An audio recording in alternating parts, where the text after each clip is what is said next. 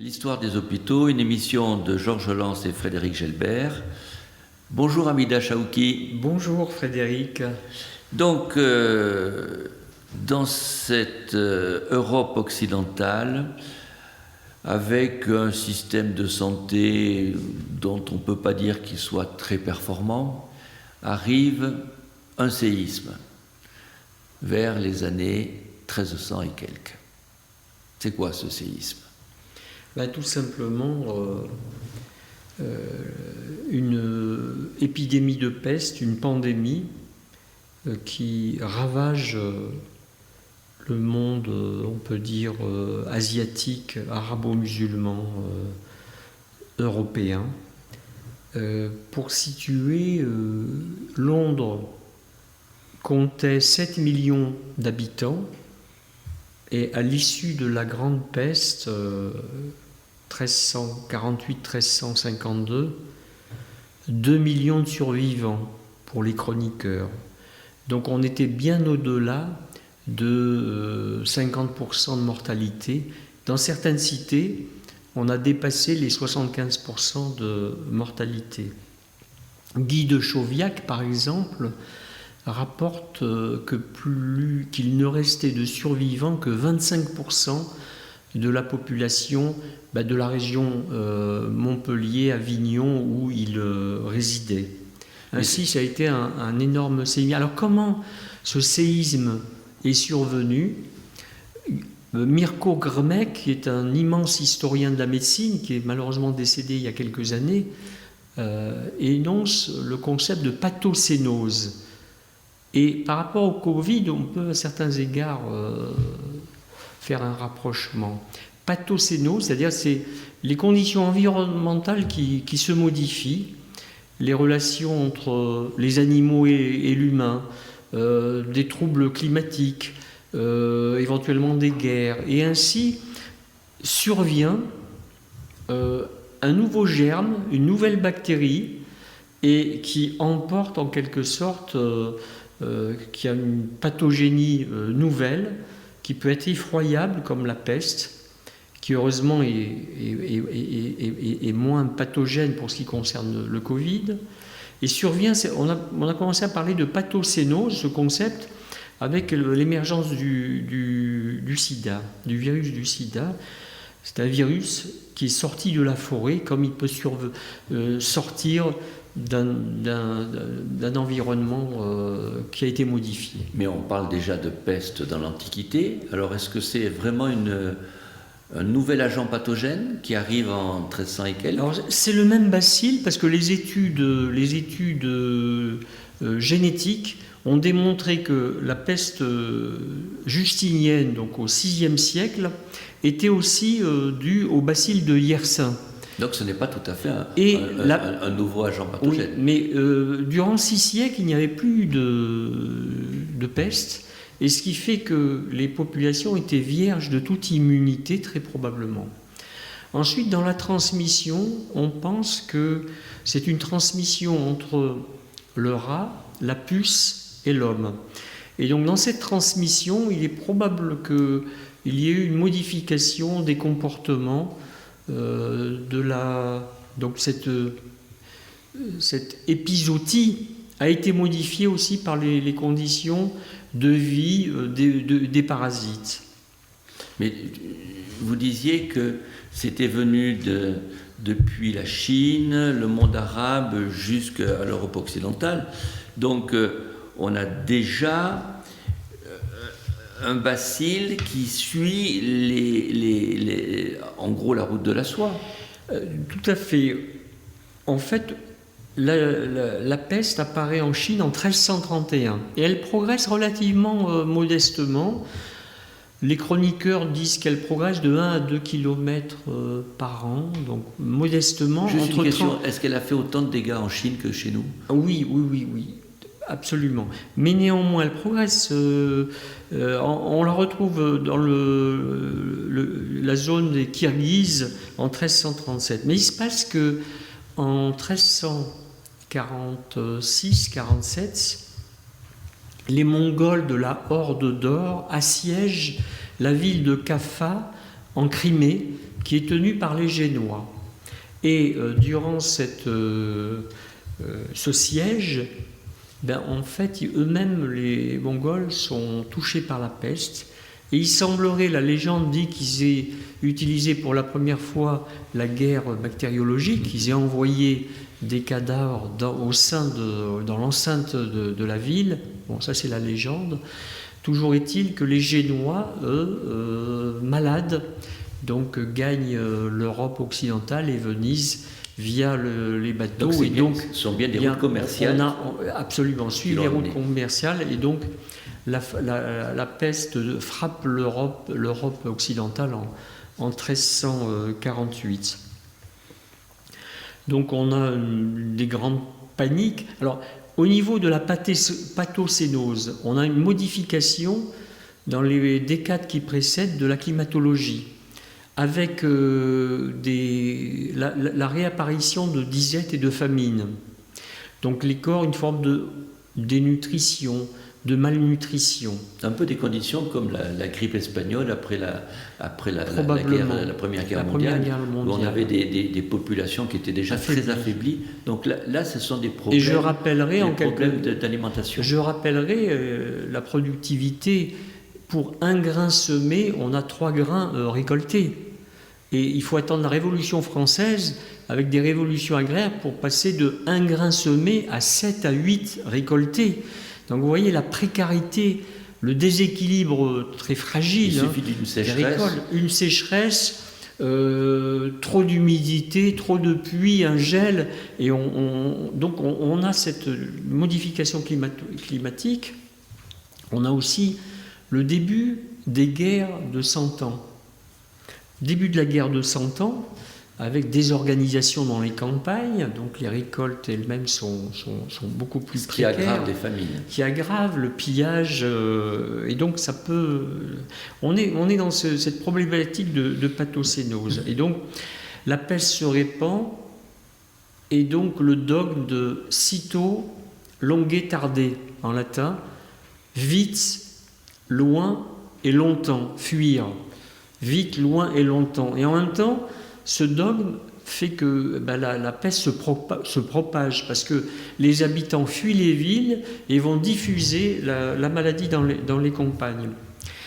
On n'a pas encore la notion de confinement et de quarantaine qui apparaît un petit peu plus tard en 1377 parce que la peste reste endémique. Des années. Et donc, Raguse, Dubrovnik actuel, va provoquer une première quarantaine qui en fait est une trentaine. Donc pendant 30 jours, les voyageurs sont confinés avant d'être libérés s'ils ne sont pas malades. Et puis on voit apparaître la quarantaine vraiment à partir de 1423 à Venise. Et cette quarantaine, elle tire peut-être un petit peu sa source dans le fait que le déluge a duré 40 jours, que la traversée du désert, Jésus, c'est 40 jours.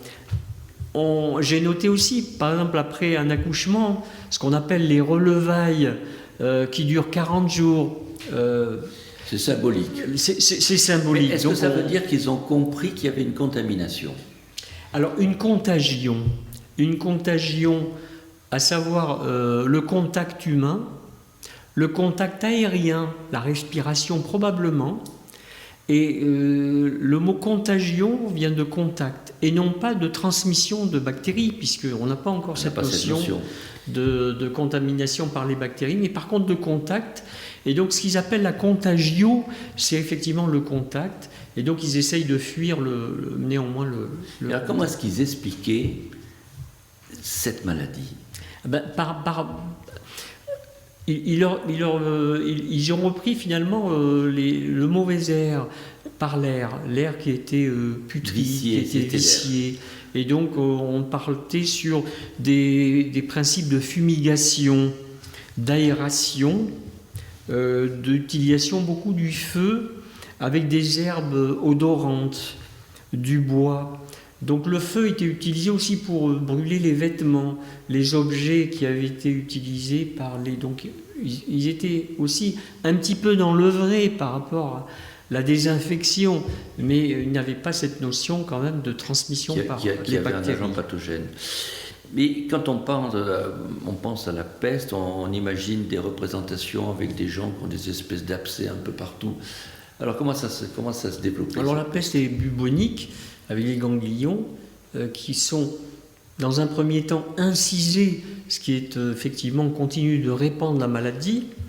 La peste est pulmonaire, donc ça explique effectivement la transmission aérienne. Elle est aussi septicémique. Elle foudroie entre 3 et 5 jours. Et donc, on a bien sûr la transmission par le biais du parasite de la puce, mais ensuite la peste pulmonaire se transmet par voie aérienne, bien entendu. Et donc, ce foudroiement des esprits invite finalement les sociétés à penser que c'est un châtiment de Dieu.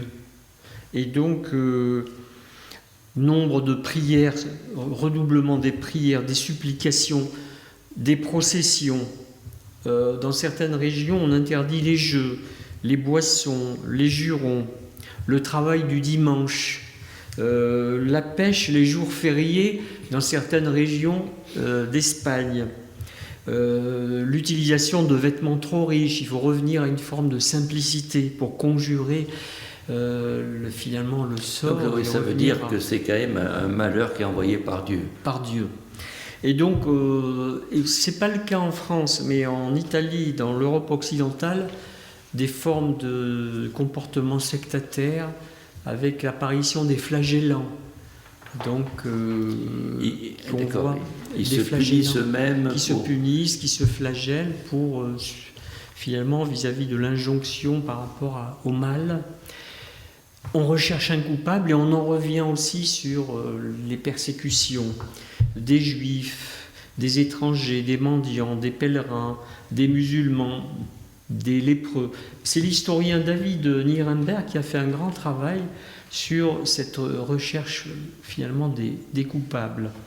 Par exemple, en 1348, à Uzerche, en France, on expulse les malades des villes pour se libérer des contaminations. Ils se protégeaient un peu. Ils se protégeaient effectivement. Alors, en bibliographie, j'ai relevé le grand ouvrage de Jean-Noël Biraben dans les années 1975 sur la peste. Et puis je voudrais vous citer quelqu'un que vous connaissez bien, cher public, Frédéric Audouin-Rousseau, dont j'ai d'ailleurs la thèse d'archéozoologie. Elle a travaillé par exemple sur les rats, la contamination puce-rat et homme. Et Frédéric Audouin-Rousseau est plus connu sous le nom de Fred Vargas, qui est autrice de romans policiers, avec le commissaire Adamsberg. Et d'ailleurs, dans un de ses ouvrages, elle met en scène une contamination par les rats, et donc un de ses avant-derniers ouvrages, je crois.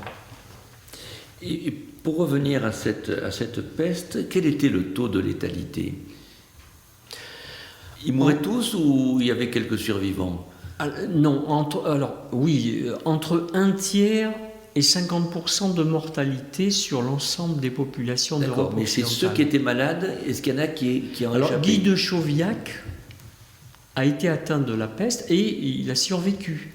Il connaît d'autant mieux la peste qu'il a survécu. Alors Guy de Chauviac était médecin, grande école de médecine de Montpellier, mais aussi médecin du pape Clément VI. Vous savez qu'à une période, à un moment de l'histoire, la papauté avait comme siège Avignon. Et donc il était médecin du pape Clément VI. Avignon qui a dû être rapidement touché, puisque les ports, Marseille a été touché, tout à fait, et ça a dû remonter. Donc c'était une grande zone endémique. Est-ce que la mortalité était pareille dans les villes et les campagnes ? Est-ce que l'immense promiscuité qu'il y avait dans ces villes, avec des conditions hygiéniques catastrophiques, ont joué un rôle ? Oui, les villes ont été beaucoup plus touchées, les grandes agglomérations. Par exemple, les montagnes, le piémont pyrénéen et vallée pyrénéenne ont été moins touchés par la peste. C'est à peu près certain. Alors, je peux vous citer des travaux sur les censiers, c'est-à-dire le relevé des foyers, qui permet d'avoir une appréciation indirecte de la démographie dans les Pyrénées au XIVe siècle, après la Grande Peste.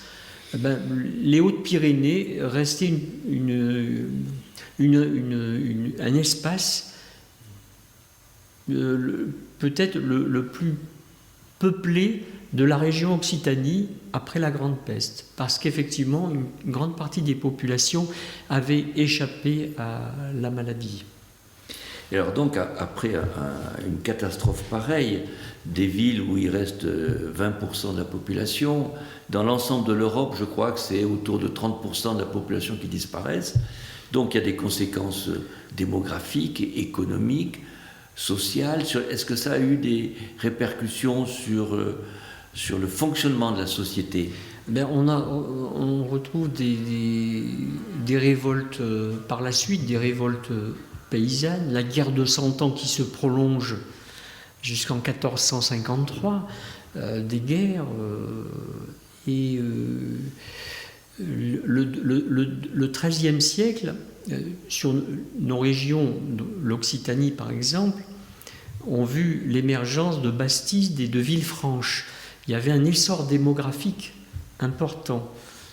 Les villes de Mirande, de Riscle, les si belles bastides du sud-ouest ont été construites durant le XIIIe.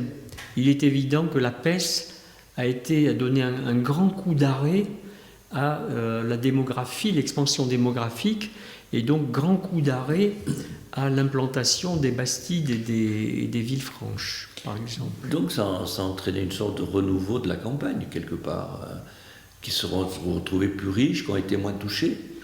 Alors les régions de campagne, il y a eu un équilibre économique, mais globalement on est rentré dans une grande période de récession économique, et il faut attendre plusieurs siècles avant de retrouver la population qui préexistait en Europe occidentale.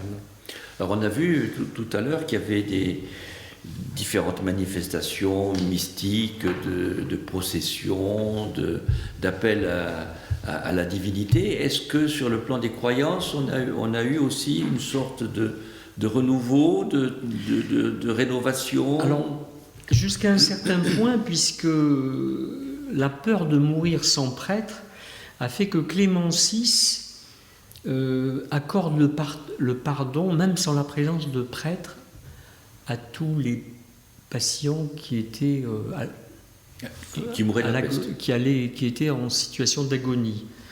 Alors en Angleterre, on donne l'autorisation aux laïcs de se confesser entre eux. Et j'ai noté que ça avait cours aussi pour les femmes. Et donc, peut-être que l'anglicanisme actuel était déjà en germe, puisque les femmes pouvaient confesser déjà, alors que dans notre Occident médiéval chrétien, dans nos régions, effectivement, il n'y avait que les hommes qui pouvaient confesser. Donc ce sont des prémices de l'arrivée du protestantisme, presque. Peut-être, voilà, je dis avec une petite pointe d'humour. Donc cette grande peste a été quand même suivie de quelques crises ultérieures, de nouvelles épidémies pendant combien de temps? Alors les épidémies de peste et les poussées de peste, bien sûr, sans avoir cette importance, ont continué régulièrement de frapper l'Europe occidentale. On peut dire jusqu'à 1720, la grande peste de Marseille. Moi-même, j'ai travaillé sur la peste de 1654. Ça a été une partie de mon mémoire de master, on dirait actuellement, 1654. La particularité de la peste, c'est qu'elle frappe les populations en plein été, avec des pics de mortalité au mois de juillet, au mois d'août, et par contre, elle reflue l'hiver. C'est contraire à nos absolument, épidémies hivernales. C'est contre-saisonnier, tout à fait. Et une des dernières pestes relevées, en fait, je fais référence à la peste de Camus, mais c'est en fait à Oran que, au XXe siècle, on a eu quelques témoignages de peste en Afrique du Nord, au Maroc ou en Algérie. Elle n'est plus endémique, mais on peut imaginer qu'il y ait encore des foyers de peste dans notre monde contemporain. Que l'on saurait traiter avec les antibiotiques. Bien entendu, le traitement est très simple, très facile, sous antibiothérapie. Heureusement pour nous. Merci. Hamida Chawki.